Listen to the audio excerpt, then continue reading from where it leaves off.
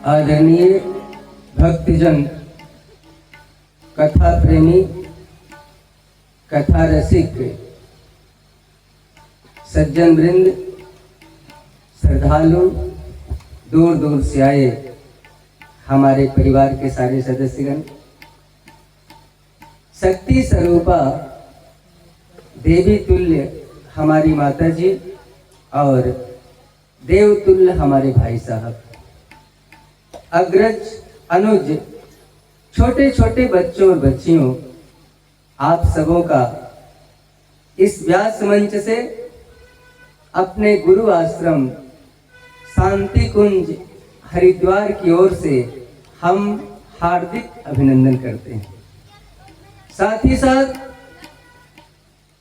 परमपिता परमात्मा, जगत के अम्बा जगदम्बा से और अपने गुरुवर से निवेदन करते हैं, हे भगवान, हम तो अज्ञानी हैं, जाने अनजाने में हमसे बहुत बड़ी बड़ी गलतियां हो गई।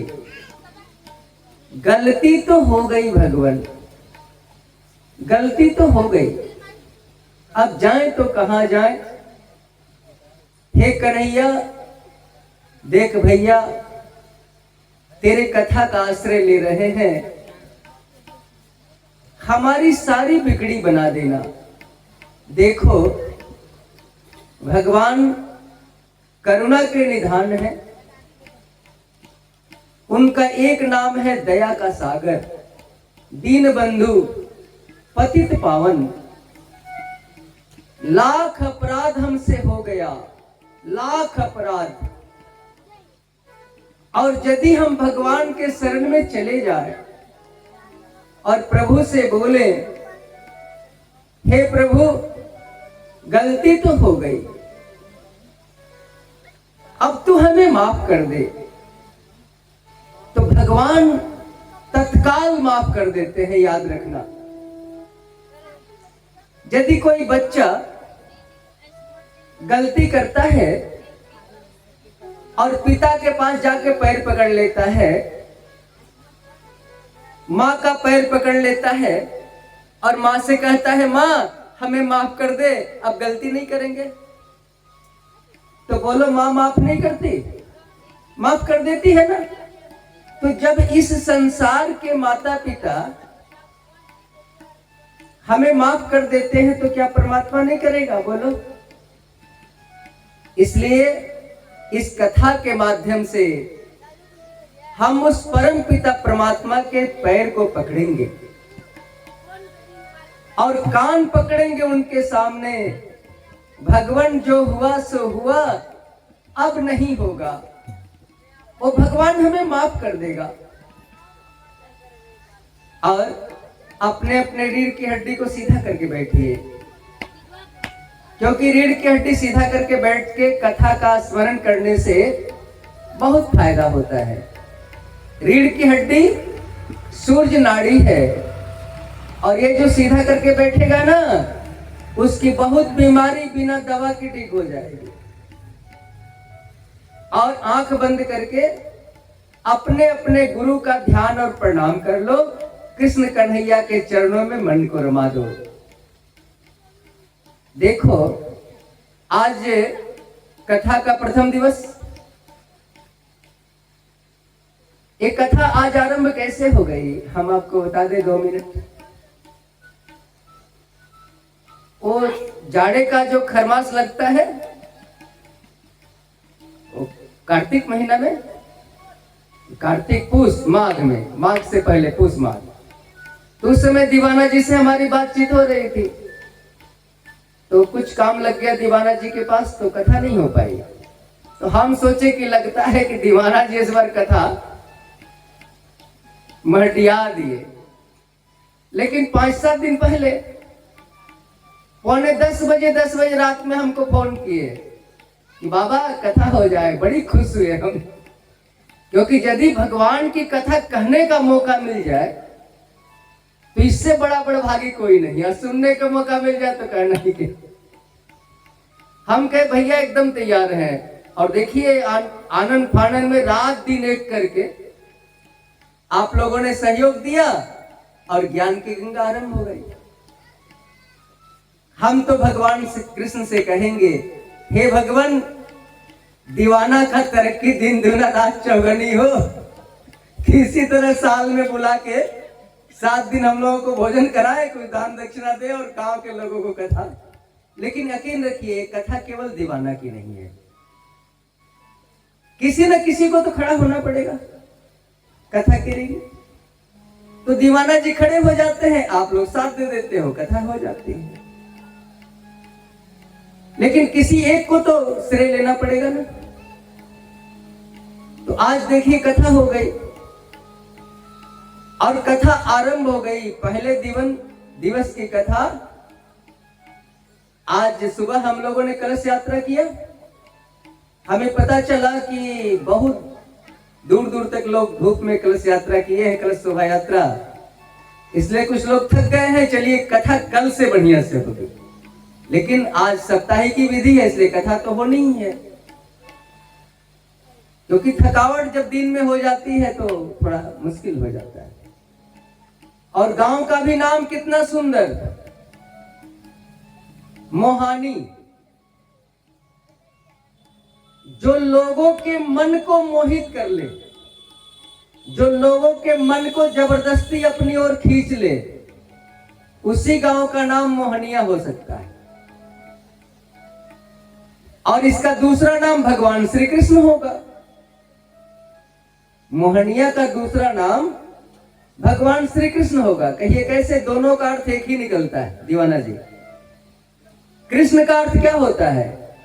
मोहनिया का अर्थ हो गया, मोहानी का अर्थ हो गया जो किसी के मन को मोहित कर ले, किसी के मन को खींच ले, उस गांव का नाम मोहानी।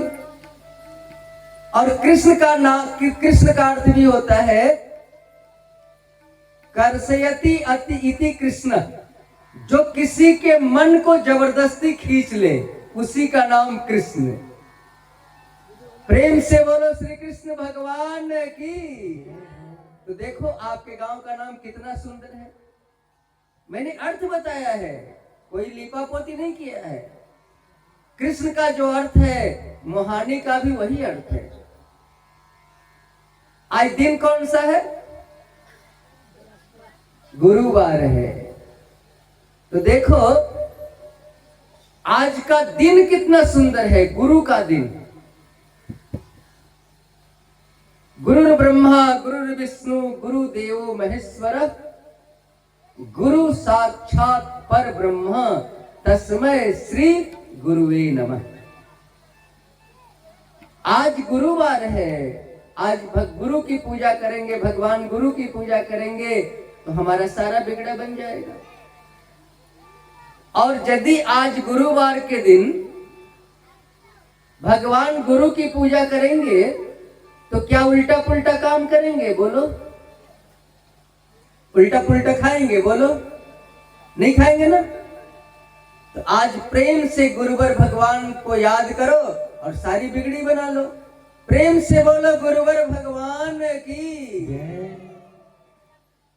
इस व्यास मंच पर जो बैठता है ना, आपके जानकारी के लिए, इस व्यास गद्दी पर जो बैठता है वो ब्रह्मा के समान होता है।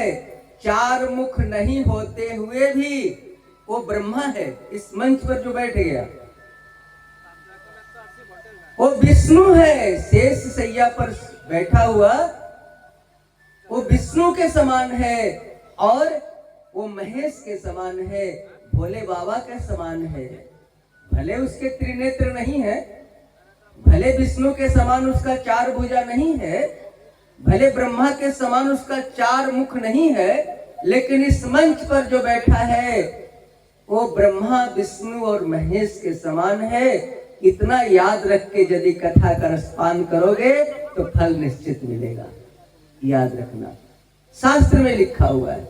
प्रेम से बोलो सुखदेव भगवान की। और यही भावना करके कथा का रसपान करनी है कि सुखदेव भगवान कथा मंच पर बैठ करके हमें रसपान करा रहे हैं। आज एक दिन और बढ़िया है। वो दिन कौन सा बढ़िया है? नया साल आज आरंभ हुआ, नवरात्रि का पहला दिन है आज। देखो तो कितना शुभ मुहूर्त निकला आज की कथा का। नवरात्रि में आप कथा का रसपान कर रहे हो, इसलिए इस कथा की कीमत बहुत बढ़ जाती है। आज साल का पहला दिन है, इसी महीना से हमारा नया साल शुरू होता है। वो जनवरी फरवरी हमारा महीना नहीं है। वो तो अंग्रेज आए थे ना, वो जनवरी फरवरी दिस डेट करके चले गए। हमारा तो महीना है चैत्र बैसाख जेठ अषाढ़ सावन भादो, ये हमारा महीना है। और इसी महीना से तो शादी विवाह का दिन निकलता है, लगन उगन। कहाँ हम लोग अंग्रेजी महीना से निकालते हैं? नहीं निकालते हैं। जितना सारा बढ़िया काम होता है सब चैत बैसाख के महीना से होता है।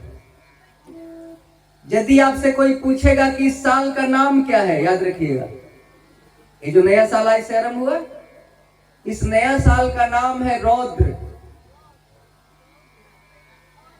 और एक कौन सा साल है?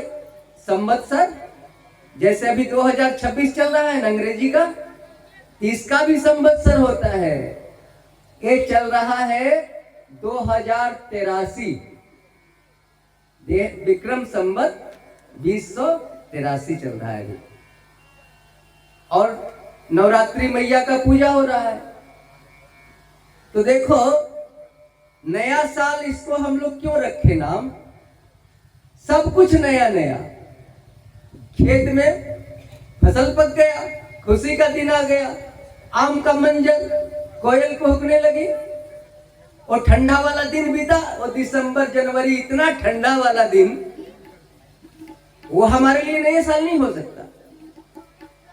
देखो तो कितना चारों तरफ मैया की पूजा की गूंज सुनाई पड़ रही है। नवरात्रि लोग मना रहे हैं, इसको नया साल कहेंगे। और इस दिन में क्या क्या हुआ था जरा जान लो। नया साल में क्या क्या हुआ था?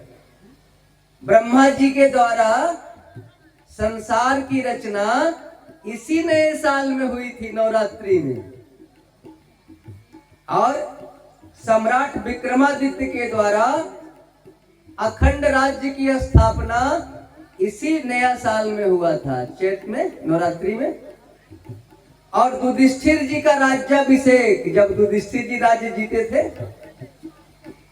अरे कौरव पांडव का लड़ाई, उसमें युधिष्ठिर जी का राज्याभिषेक इसी महीना में हुआ था। राम का जन्म भी चैत मास नौमी समाना, इसी नौमी के दिन भगवान राम का जन्म हुआ था। और बाली का वध, बाली सुग्रीव दो भाई थे ना, तो बाली का वध भी इसी महीना में हुआ था। और मत्स्य अवतार, भगवान जो मछली का रूप लिए थे, मत्स्य अवतार इसी महीना में हुआ था।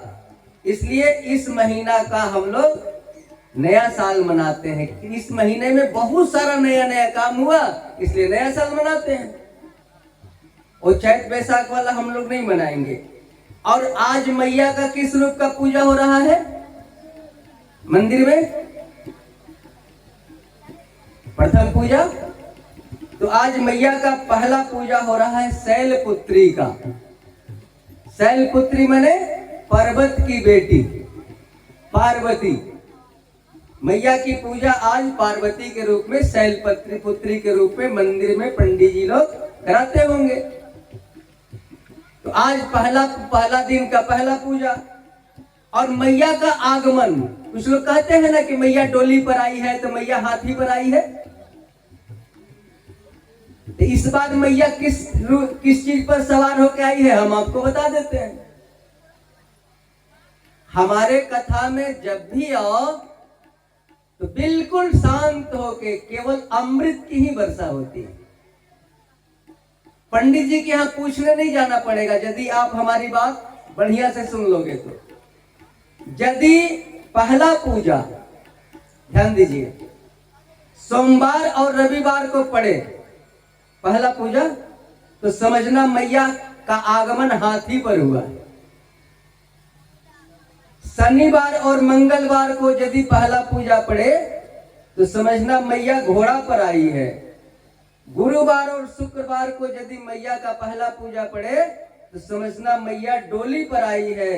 और बुधवार को पहला पूजा पड़े तो समझना मैया नौका पर आई है, नाव पर। तो इस बार गुरुवार को पहला पूजा पड़ रहा है, तो गुरुवार को पहला पूजा पड़ रहा है तो मैया डोली पर आई है।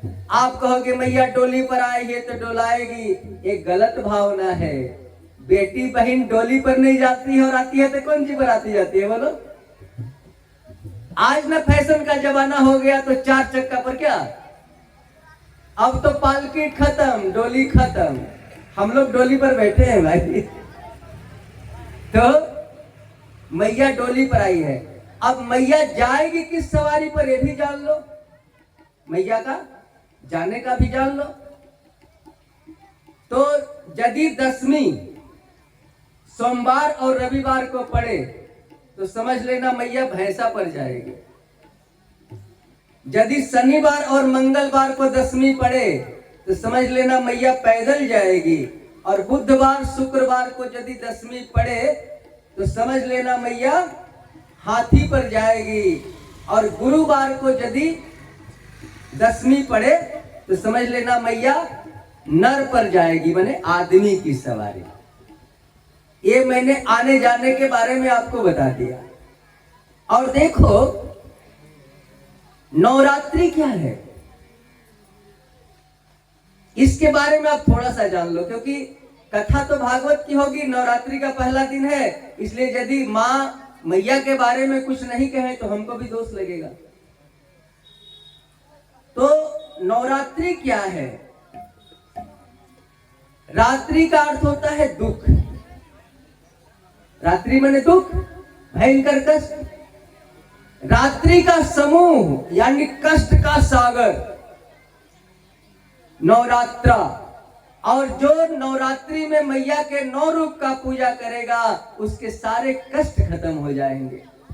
जो नवरात्रि करेगा उसके जीवन का सारा कष्ट मिट जाएगा। माँ का 9 रूप है, 9 रूप की चर्चा हम एक एक करके आपको सब सुना देंगे। आज पहला रूप का मैंने सुनाया, इसके बाद 9 अंक जो है दीवाना जी, 9 नवरात्रि, ये 9 अंक ब्रह्म का बीज है। कहिए कैसे? तो 9 को 9 से गुना कीजिए, 9 नमा 81, 8 जोड़ 1 कितना होगा? 9। 81 को जोड़िए, 8 जोड़ 1 बराबर 9। अब फिर यदि आपकी इच्छा है तो 81 को 9 से गुना कर दीजिए, हो जाएगा 729। और 729 को जोड़ दीजिए, 7 जोड़ 2 जोड़ 9 बराबर हो गया 18। 8 जोड़ 1 बराबर 9 हुआ ना? यानी दिन भर कॉपी कलम लेके बैठिए, 9 को 9 से गुना कीजिए, जोड़ते रहिए दिन भर, शेष फल उसका 9 आएगा। 9 कभी कटेगा नहीं। इसीलिए माँ का जो 9 रूप बताया गया, यही नवरात्रि अकाट्य है। 3 दिन का यदि आप नवरात्रि का पूजा करते हैं तो आपके अंदर महाकाली शक्ति प्रकट हो जाएगी। प्रेम से बोलो काली मैया की। तलवार खड़ग लेके 3 दिन नवरात्रि का प्रथम दिन का पूजा करने से काली मैया आपके अंदर प्रकट होगी, आपके बुराई को काट करके मार देगी। बुराई रूपी राक्षस मर जाएगा। फिर बीच का 3 दिन का यदि आप पूजा नवरात्रि का करोगे तो मैया आपको सब कुछ दे देगी, धन धान पुत्र बेटा बहू सब। और फिर अंतिम का 3 दिन यदि आपको दौलत मिला तो दीवाना जी की तरह खर्चा करो।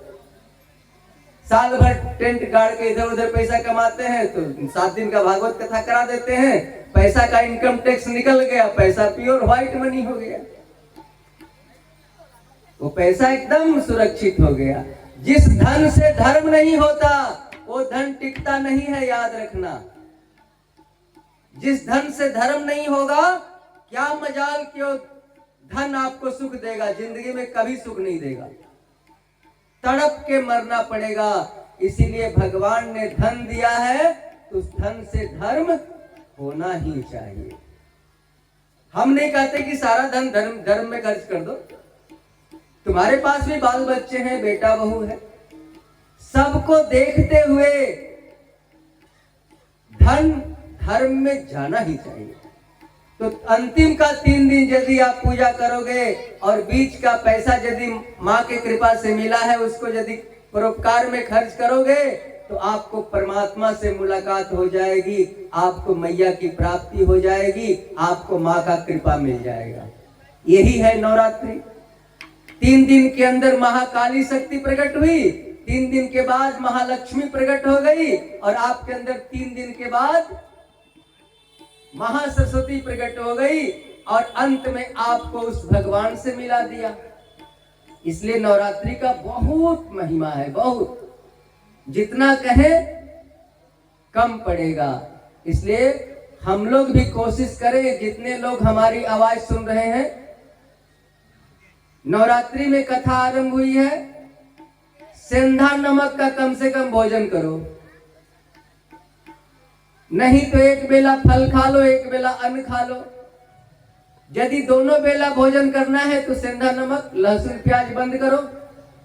और जिसको जिस भगवान से प्रेम है उस भगवान का पूजा करो, नवरात्रि का फल मिल जाएगा। कथा को समय पर आके कथा का रसपान करो, समय पर।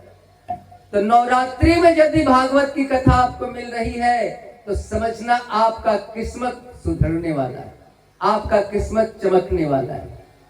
अब हम लोग क्या करेंगे, मैया का एक छोटा सा गीत का आनंद लेंगे, फिर हम लोग भागवत में प्रवेश कर जाएंगे। प्रेम से बोलो दुर्गा मैया की जय हो। और एक माता रानी का भजन है।